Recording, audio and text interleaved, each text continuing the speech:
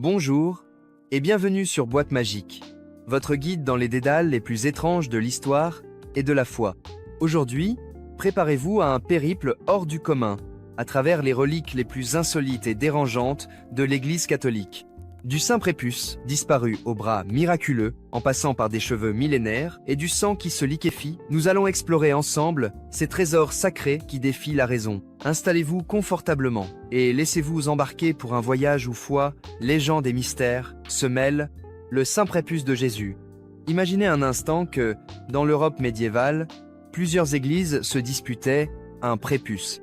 Oui, vous avez bien entendu. À une époque, on croyait que la circoncision du Christ avait laissé un fragment de peau sacrée que l'on vénérait comme un trésor divin. La version la plus célèbre de cette relique a longtemps été exposée dans un petit village italien, Calvi-Risorta, avant de disparaître en 1983. Selon la légende, un moine l'aurait volée au XVIe siècle dans une collection privée, puis cachée à Calvi, où, chaque 1er janvier, la Sainte Prépuce était sortie en procession.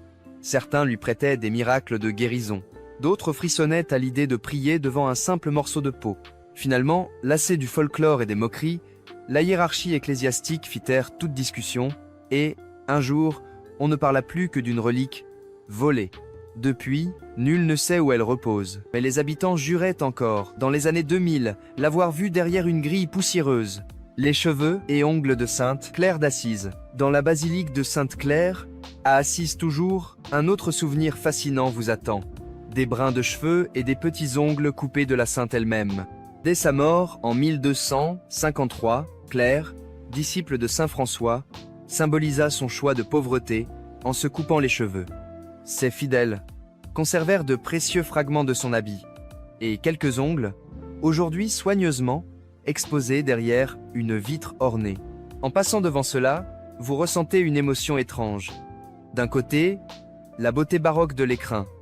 De l'autre, une impression presque dérangeante à contempler ces restes minuscules d'une femme canonisée. C'est un rappel saisissant de la fragilité humaine, mise en valeur par la ferveur religieuse. Le sang de Saint Janvier, San Gennaro, direction Naples, et son célèbre miracle annuel, le sang de Saint Janvier, évêque martyrisé aux 3 siècles. Dans une cathédrale grouillante de fidèles, on garde un petit flacon rempli d'une substance rouge sombre, capable de redevenir liquide.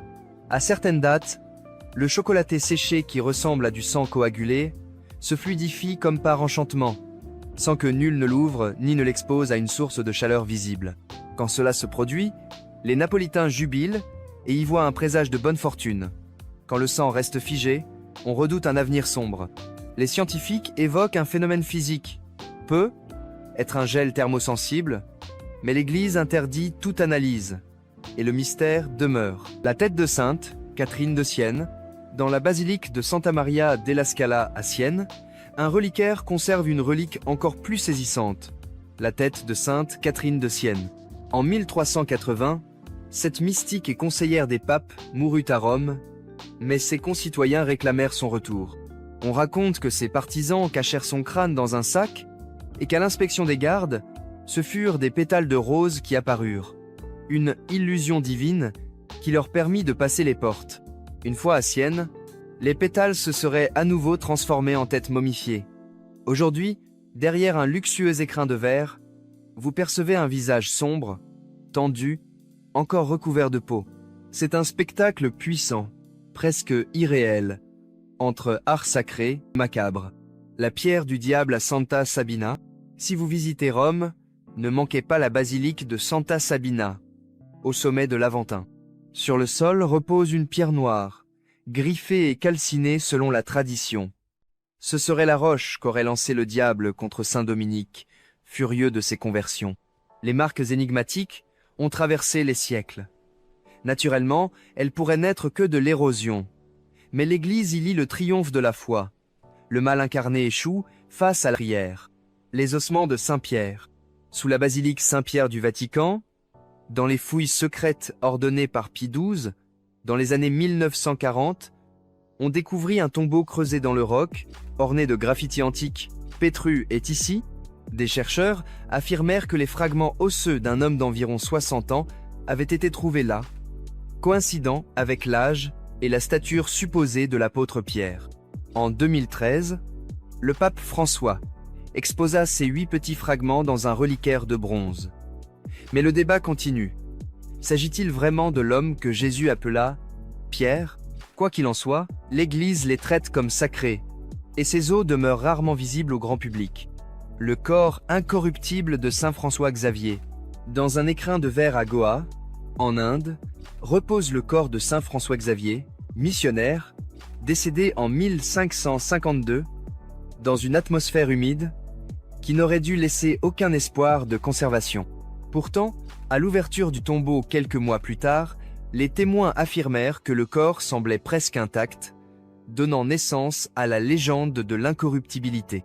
Aujourd'hui, son cercueil transparent attire des foules de pèlerins.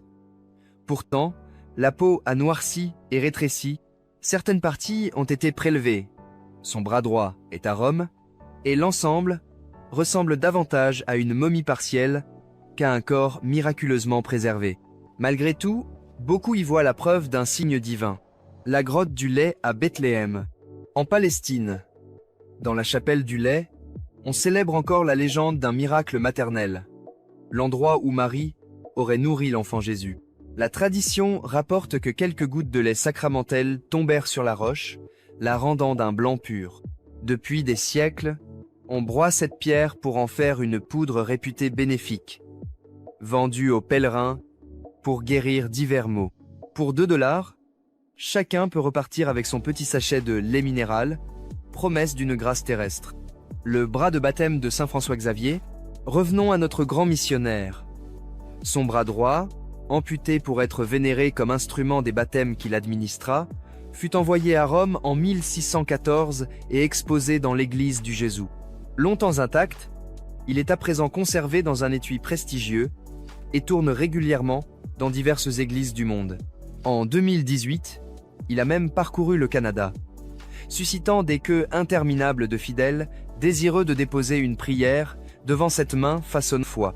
Les ossements de Saint-Denis, à Manhattan.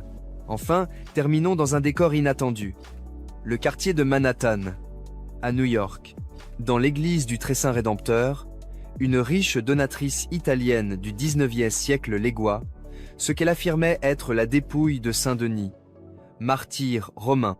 Les os, drapés de velours et coiffés d'une couronne, reposent sous l'autel, protégés par un reliquaire vitré. Certains murmurent qu'il s'agirait en fait des restes d'un policier local du 19e siècle. Mais la certitude manque et nul test ADN n'est autorisé. Qu'importe. Pour beaucoup, c'est un fragment du passé chrétien transplanté à l'orée de Manhattan. Nous avons voyagé à travers 10 chapitres où le sacré frôle l'inconfort, où la dévotion transforme l'ordinaire en étrange curiosité. Boîte magique espère que cette exploration des reliques les plus invraisemblables vous a transporté hors des sentiers battus. Si vous avez aimé ce voyage entre foi et mystère, laissez un like, abonnez-vous et partagez votre relique préférée en commentaire. Merci d'avoir plongé avec nous dans ces 70 siècles de traditions et de légendes, et à très bientôt pour un nouveau chapitre de Boîte magique.